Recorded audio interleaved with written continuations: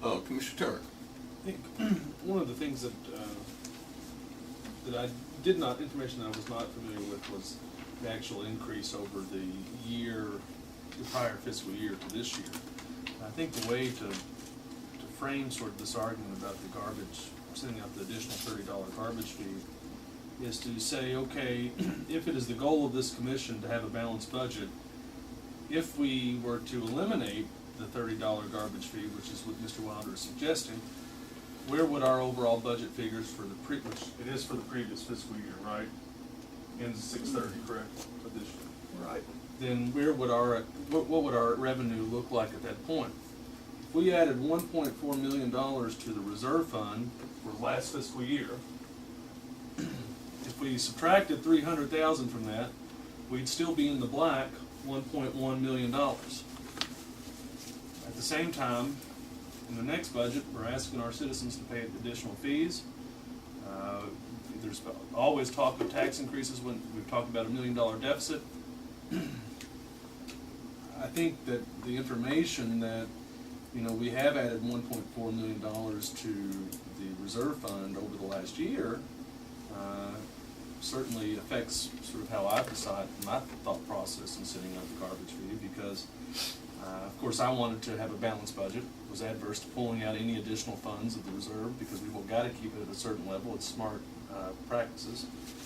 But if it comes down to a difference of we're going to be $1.4 million in the black versus $1.1 million in the black, and not have to send out an additional tax burden to the people of the city of Frankfort, to me, it makes sense not to send it out.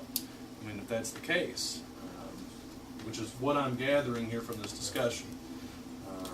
It still leaves the city finances in the black. It keeps the citizens from having to pay additional funds for that. I know there's logistical issues to refunding it, but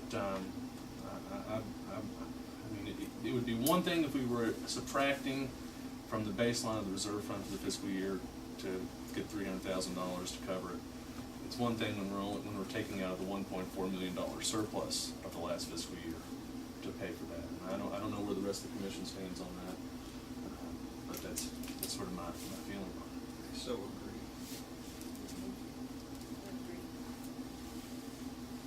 I have a couple There's your of, three. There's your three. I guess I have a couple of things to add on top of that.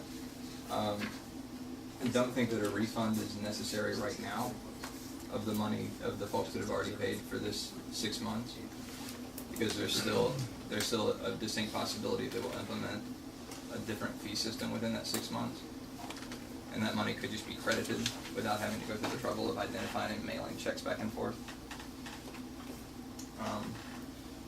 And also, it's my understanding that staff have already ordered envelopes in anticipation of sending out this bill.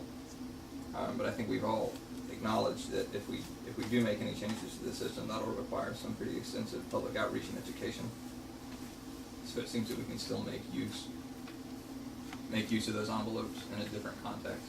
So I don't know that those envelopes have been wasted, or that money's been wasted, if we don't send out the fee in July, which it sounds like we're not doing. I'm so relieved.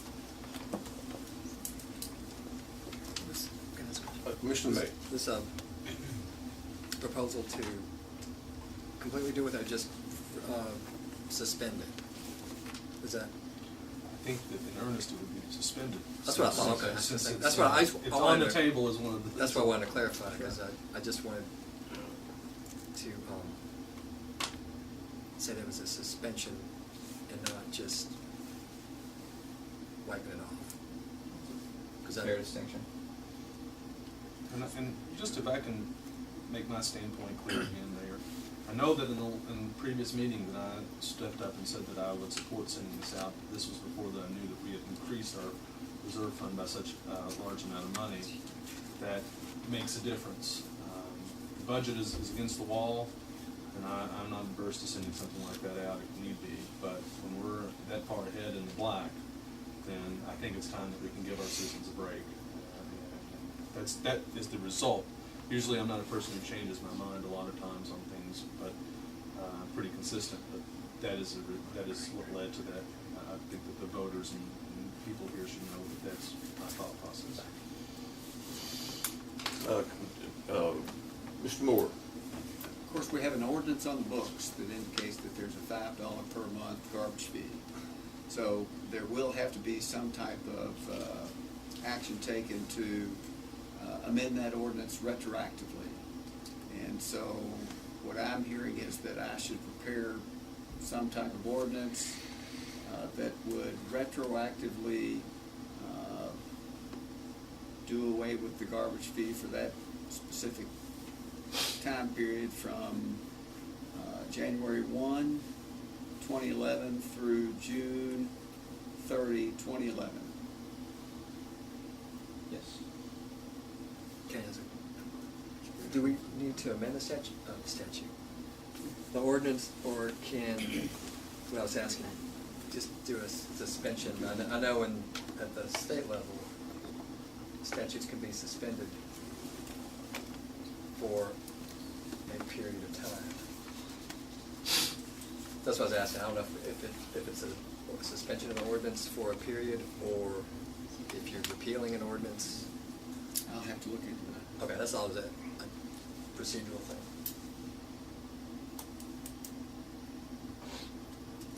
Okay. So what, I have a question. What, yeah, it's 8.4 million for 2010, 2011. That's where we were at 6/30, 2010. And then before that it was 7.1. 7.1. Okay.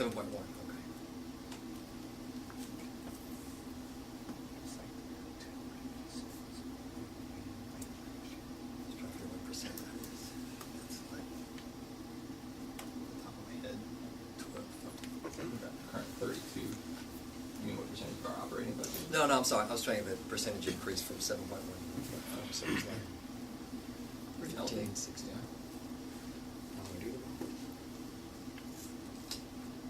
Okay, any other old business? New business? Mr. Wilder? This is a pretty quick one. This is actually a suggestion from it's a suggestion I've heard a couple of times from Lewis McLean this year.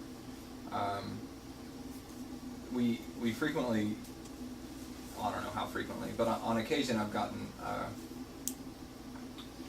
complaints from folks near particularly busy intersections or particularly speedy streets who just would like to see a larger police presence in those areas, or speed bumps or some kind of traffic control measures, etc. And then separate from that, I've also sometimes gotten complaints from folks who see police officers just sitting in their vehicles in parking lots. And my understanding in response to the officers just sitting in vehicles in parking lots is that they're usually actually doing work there in the car. I mean, there's usually actually they're not just sitting there eating donuts or anything. I mean, they're actually working. But Mr. McLean has suggested a time or two that if they're if they can just sit in their car and do that work, that it would make a lot of sense for them. Since we're aware of where a lot of the problem speedy places are and places where people break through stop signs, etc., those are really pretty ideal places for an officer to sit and do that work. And to be perfectly honest, they don't even have to pay attention to the intersection or to the street in order to have an impact on the traffic behavior in that area. But it seems like two birds could be killed with one stone just by being a little smarter about where we're parking and Can I sitting. comment? Please Can I do. comment Yeah, on- please do. Yes and no. Some of that is very valid, that we do try to encourage officers to go to those areas, but with the intent to actually do something. Sure. Now, I know from my experience, of course, I didn't have computers in the car when I was a patrol officer, but when I needed to pull off and do some paperwork, I kind of want to get in a tactical advantage, so to speak. If you're out in the neighborhood, you're sitting there concentrating right, and people are coming up behind you. Sure. A lot of times, Juniper Hills is a good thing. It's kind of a wide open spot. If you're sitting there writing paperwork, you're going to see somebody kind of sneaking up on you. A lot of stuff going on in the neighborhoods. But the point is well taken that you know, if there are traffic problems in the neighborhood, I would want them to be in there to address those problems. The presence does help, but, you know, writing a few tickets also helps. Sure, too. So, understood. But if the point is we're not addressing some of these that we're getting complaints about, I can make sure that those complaint areas get the attention they deserve. Would a list of those complaint areas be helpful? We could And usually identify I get the phone call too, you know, they're speeding on my street but either the city manager, Mr. Hackbart, or I usually hear from it since we constitute the traffic committee. Without objection, as those complaints come in, they just trickle in kind of inconsistently, I'll just pass them along. Yeah, if you would do that, I'd be more than happy to pass it along to the sheriffs and the district officers. And I've found in my short time here that there are national standards for things like crosswalks and such. Speed bumps. And speed allowed bumps. So that's a whole other discussion. And oftentimes citizens are unaware of, you know, they might ask for a totally inappropriate type of device or something. But there are many times that people are not aware that there are standards for these things. And so we can consult those. Okay. Any other new business? Mr. Mayor? If not, then we have Fred, you're going to go down to our discussion items. Yes, sir. I think at this point we can dismiss staff if the commission is agreeable, unless you're concerned with one of the specific discussion items. Is that okay, Mr. Mayor? You're the leader. Okay, so you may be dismissed if you're not involved in one of the discussion items, please. Yeah, that's right. That's my wall. Pick up the pace. Pick up your pace, Jim. That's when they